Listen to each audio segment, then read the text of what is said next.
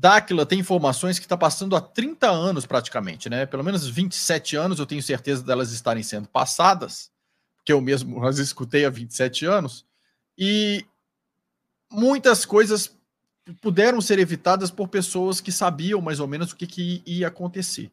Então, há muitos anos atrás, já tínhamos essa informação da chegada do que a gente vai falar hoje, das ondas moduladoras, de fenômenos atmosféricos aí interferindo, né, causando aí muita água, muita enchente, inundação, tudo isso, né, e por isso fazia muito tempo que era pedido, solicitado para que as pessoas que tivessem acesso às nossas pesquisas e informações que guardassem alimentos, que tivessem água, medicamentos, para poder não só ajudar a si próprios em algum momento que precisassem, mas também ajudar os outros, né, caso não precisassem, nesse momento. Né? Então a gente vai fazer um recapitulativo também aqui, ao longo desse vídeo, dessa live, sobre como que foram vindo essas informações nas pesquisas, né, e cada um de nós aqui vai apresentar uma parte aí dessas pesquisas, né, tem pontos aí que a gente vai levantar que a gente já tem a resposta de acordo com as nossas pesquisas, e tem alguns pontos que a gente vai levantar que a gente vai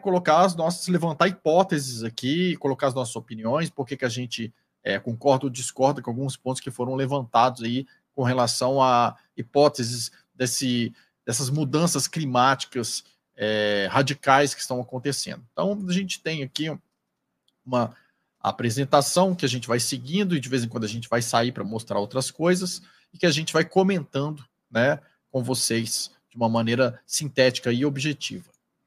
Então, o nosso título da live hoje, que é HAARP, ou né, uma questão é HAARP, são movimentos naturais ou catástrofes naturais? São ondas moduladoras? O que será que está acontecendo com o nosso planeta? Né, gente? Isso é uma pergunta que todo mundo está se fazendo, porque eu tenho 48 anos, por exemplo, a quantidade de coisas que está acontecendo de um tempo para cá, nos meus 48 anos eu nunca tinha visto, né, em nenhum lugar dessa maneira. Então, a gente vai falar um pouco sobre isso, né, para a gente entender melhor o que acontece nos ciclos aí do sistema Terra, né, o que é natural e o que pode talvez não ser. Então, o que está acontecendo no mundo, né, gente? Quem não se lembra, algum tempo atrás, né, houve um movimento que foi o contrário. Né? Ao invés de ter água demais, foram os mares que tiveram um recuo violento. Né? Os pescadores chegaram para pegar seus barcos na praia e eles estavam em cima da areia, como vocês podem ver aí. Né? Não tinha mares. Né? E na época ninguém sabia explicar o que estava acontecendo. Em Dáquila já mostrava ali, nas suas pesquisas, o movimento do sistema Terra, como que isso poderia afetar, de acordo com esse momento que nós estamos passando, até mesmo esse recuo dos mares aí, das marés. Né? Isso é uma coisa que inclusive foi gigantesco, hein, Otávio? Isso aí pegou a costa do Uruguai, Rio Grande do Sul, Santa Catarina, Paraná, e detalhe, recuou aqui, mas na Ásia, não é? Avançou. Tailândia, Indonésia, não é tsunami, gente. É como se fosse uma maré mais cheia que entrou.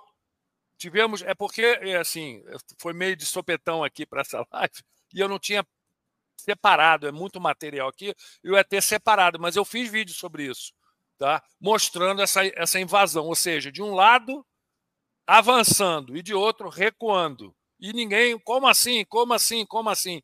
Inclusive, nosso presidente cansou de falar, numa Terra Globo, isso não pode acontecer, não tem como.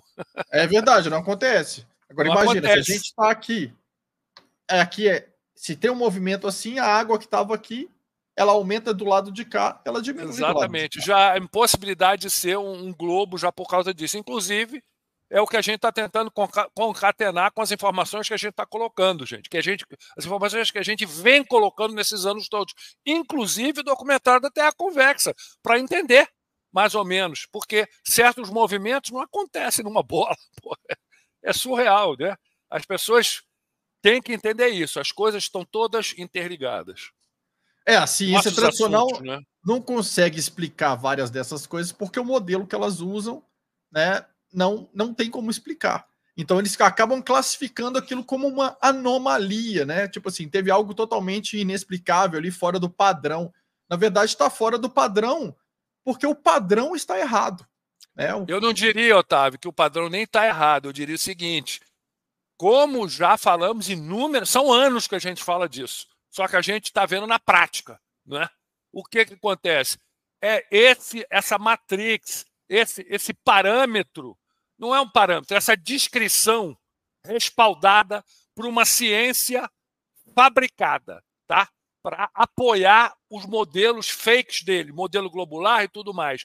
Então, o que acontece? Quando começam a acontecer determinadas situações com a natureza, como a gente está vendo aqui, esse recuo com o avanço do outro lado, essa situação toda que a gente está vendo de anomalias climáticas brutais, a ciência fica perdida. Aí começa anomalia, não sei o quê. Por quê? Porque dentro daquela descrição, tá?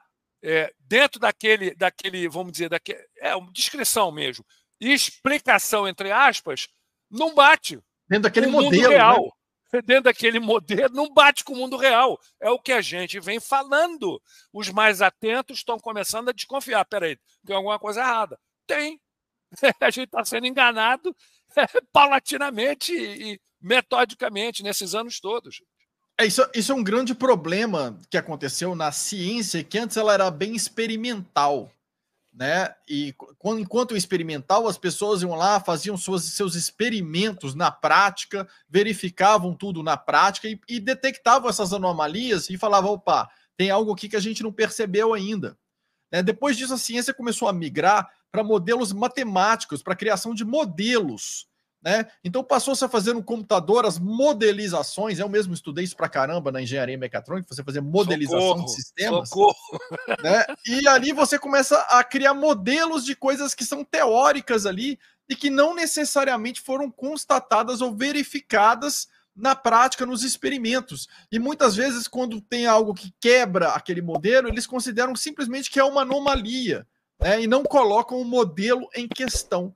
Então, é por isso que Dacla preza tanto por irmos a campo, fazermos experimentos, porque ali você não está falando de uma modelização matemática, não é o seu computador criando um sistema de explicação para algo, é você indo a campo para fazer a sua própria verificação, e ali você vê o que bate e o que não bate. É interessante você estar falando, Otávio, que isso daí é uma das falas, para mim, mais importantes, um dos comentários mais importantes do Nikola Tesla, que é o grande gênio real, não é? Que ele falava, né, que os cientistas de hoje, mais ou menos aqui, não é verbatim que eu não tenho o texto, mas é mais ou menos assim, que os cientistas de hoje substituíram experimentos por matemática, por modelos matemáticos. E eles vão de equação em equação construindo um modelo ou uma estrutura que não tem absolutamente nada com a realidade. Cara, me marcou muito essa fala do Tesla e é exatamente isso aí que você está falando e o que a gente está vendo. Nós estamos constatando isso.